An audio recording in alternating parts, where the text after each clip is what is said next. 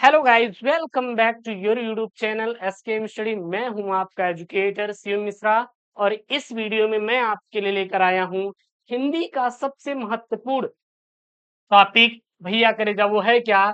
गद्यांश और पद्यांश। क्या है? गद्यांश और पद्यांश। अच्छा, ये पेपर में कितने नंबर का आता है? तो ये आपके पेपर में सर 20 नंबर का आता है। कितने नंबर का सर? 20 नंबर का आता है। क्योंकि क्योंकि अगर हम बात करें पेपर में, ये जो गद्यांश होता है 10 अंक और ये जो पद्यांश होता है सर 10 नंबर, मतलब टोटल देखेंगे तो आपका 20 नंबर बिल्कुल आपका छपता हुआ पक्का होता हुआ दिखाई देगा और आप तैयार कर लीजिएगा। एक चीज मैं आपको ट्रिक बेस पर समझाऊंगा कि ट्रिक से चीजों को कैसे सॉल्व करना है, कैसे चीजों को हल करना है। और मैं आपसे एक रिक्वेस्ट करूंगा कि चैनल को नहीं किया है सब्सक्राइब तो कर लीजिएगा सब्सक्राइब और अपने दोस्तों के साथ इस वीडियो को जरूर से जरूर शेयर करिएगा ताकि वो भी अपने बोर्ड एग्जाम की तैयारी बेहतर और बेहतरीन तरीके से कर पाए और आप भी अपने बोर्ड की तैयारी सबसे अच्छे और प्रॉपर ढंग से कर पाए। आपको कोई डाउट होगा तो बिल्कुल कमेंट बॉक्स ओपन है करेजा, अपना प्यारा कमेंट, अपना प्यारा ओपिनियन जरूर से जरूर दीजिएगा कमेंट बॉक्स में। ठीक है, चलिए सर, यहाँ पे हिंदी और यहाँ पे हिंदी का गद्यांश और पद्यांश 20 नंबर का है सर। सबसे पहले आप कोई गद्यांश हल कर रहे हैं या पद्यांश हल कर रहे हैं तो आप पहले आप गद्यांश को पढ़िए।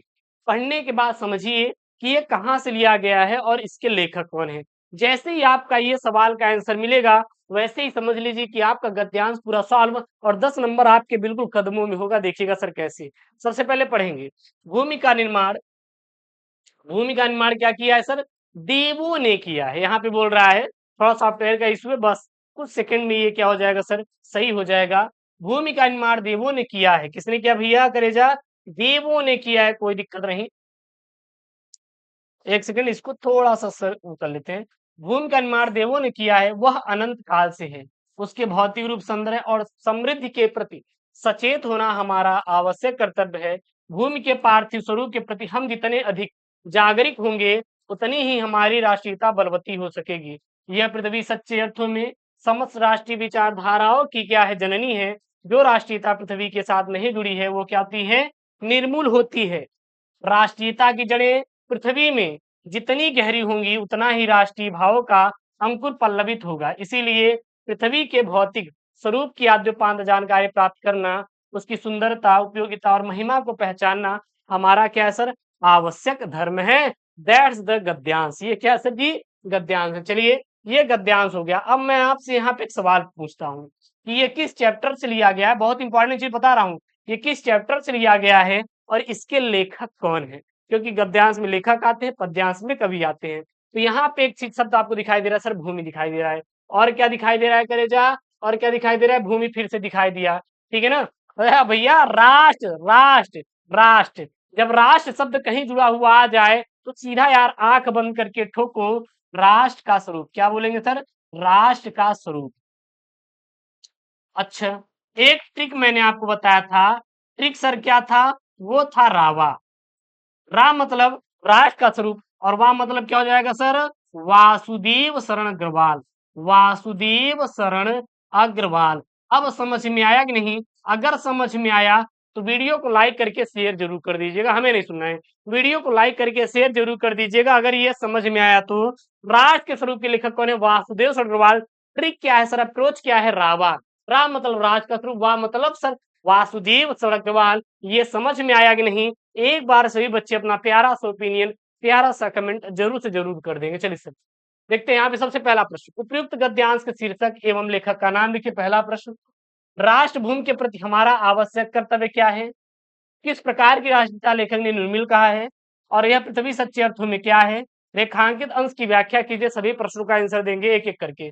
सबसे पहले गद्यांश का शीर्षक और लेखक का नाम। तो देखिए, गद्यांश का शीर्षक और लेखक का सर नाम क्या है? तो राज का स्वरूप गद्यांश का शीर्षक है यानी पाठ का नाम, और लेखक वासुदेव अग्रवाल यानी कि शीर्षक क्या है सर जी? शीर्षक कौन है सर?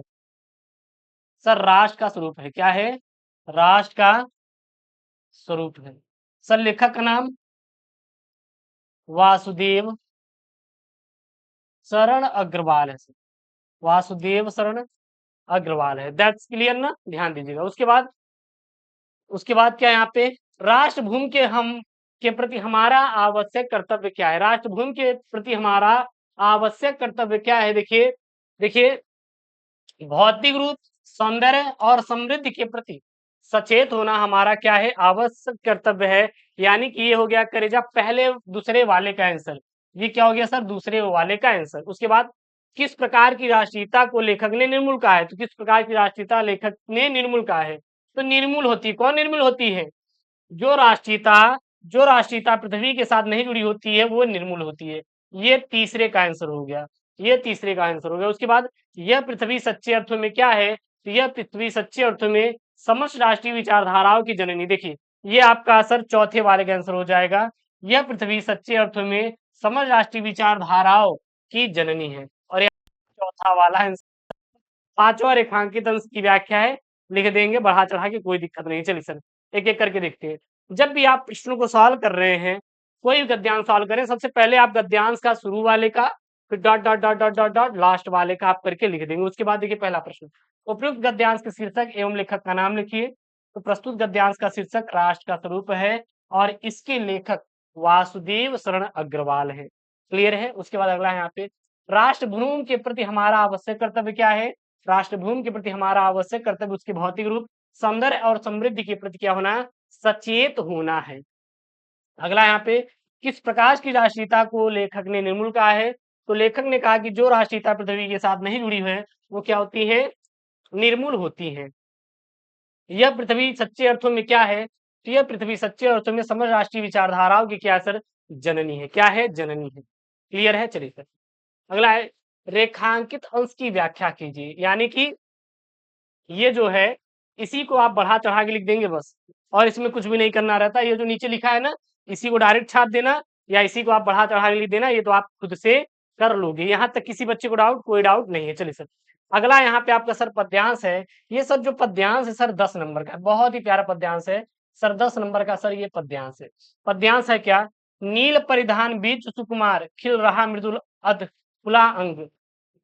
यानी कि और आगे, खिला हो जो बिजली का फूल मेघ बन बीच गुलाबी रंग। अर्थात मनु के भाव की अभिव्यक्ति करते हुए प्रसाद लिखते हैं कि श्रद्धा भेड़ चर्म के बने नीले वस्त्र को में अत्यंत आकर्षक दिख रही है और वस्त्रों के मध्य कहीं कहीं कहीं से दिखाई दे रही उसके कोमल अंग ऐसे प्रतीत हो रहे हैं जैसे वे नीले बादलों के क्या हो, चमकती हुई बिजली के गुलाबे क्या हो सर?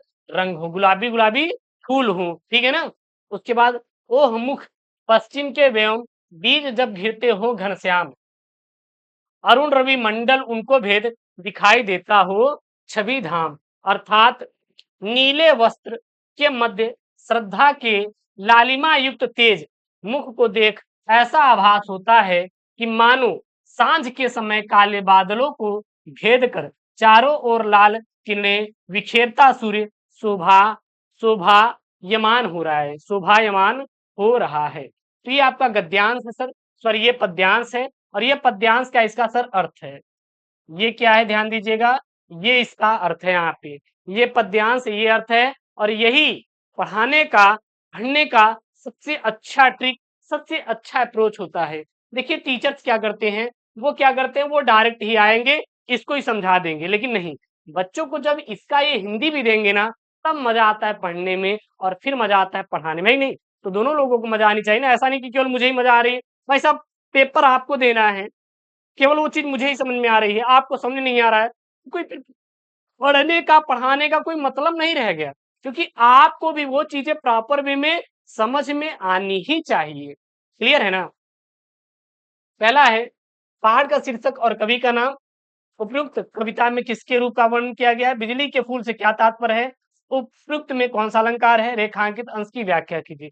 बहुत ही प्यारे प्यारे प्रश्न है, अच्छे से आंसर देंगे। देखिए सबसे पहला, पाठ का शीर्षक और लेखक का नाम। पाठ का शीर्षक और लेखक का नाम तो मैंने यहाँ पे पहले दे दिया है कि भैया अगर अगर नील परिधान शब्द कहीं पे दिखाई दे, अध खुला अंग आपको दिखाई दे कहीं पे, ठीक है, उसके बाद आपको छविधाम शब्द आपको दिखाई दे, हाँ घनश्याम शब्द आपको दिखाई दे, जब ये शब्द आपको दिखाई दे कहीं कहीं, तो वो कहाँ से लिया गया है?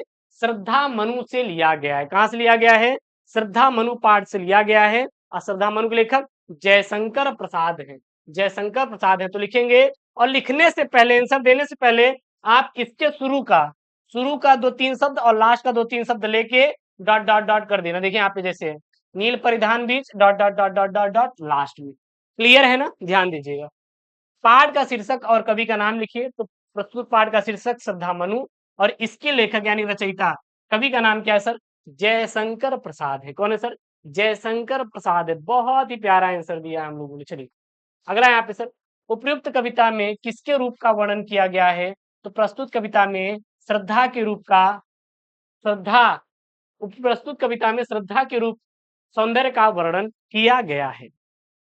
अगला है, बिजली के फूल से क्या तात्पर्य है? तो बिजली के फूल से तात्पर्य है कि श्रद्धा का आकर्षक गौर वर्ण से युक्त सुंदर शरीर, यानी कि जो श्रद्धा जी का वो जो शरीर है सुंदर वाला, उसका शब्द हमने किससे लिया है अर्थ?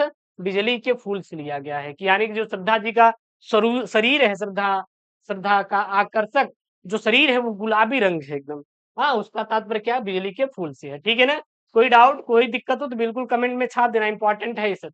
अगला है, उपयुक्त में कौन सा अलंकार है? तो प्रस्तुत काव्यांश में उत्प्रेक्षा, रूपक, विरोधाभास क्या है सर? अलंकार है। कौन कौन सा अलंकार है? उत्प्रेक्षा, रूपक और विरोधाभास क्या सर? अलंकार। उसके बाद है रेखांकित अंश की व्याख्या कीजिए। कहां से कहां तक रेखांकित अंश है उसको थोड़ा ध्यान दीजिएगा। यहाँ से मेघ बन बीच गुलाबी रंग, खिला हो जो बिजली का फूल, मेघ बन बीच गुलाबी रंग। इसी को क्या करना है? बढ़ा चढ़ा लिखना है। अर्थात लिखेंगे कि श्रद्धा अपने शरीर पर पीले रंग का मेष चर्म धारण किए हुए हैं, और उनकी वेशभूषा में से कहीं कहीं उनके कोमल और सुकुमार अंग दिखाई दे रहे हैं, और उन्हें देखकर ऐसा प्रतीत हो रहा है कि मानो नीले बादल, नीले बादल के वनों में गुलाबी रंग का बिजली का फूल खिला हो।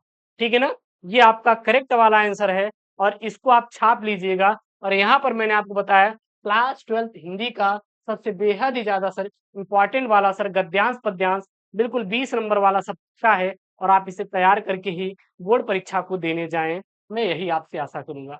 सर ऐसी वीडियो पाने के लिए चैनल को सब्सक्राइब करिए, वीडियो को लाइक करिए, अपने दोस्तों के साथ शेयर जरूर करें। मिलते हैं नेक्स्ट वीडियो में दोस्तों। Thank you, Jain, take care, bye bye.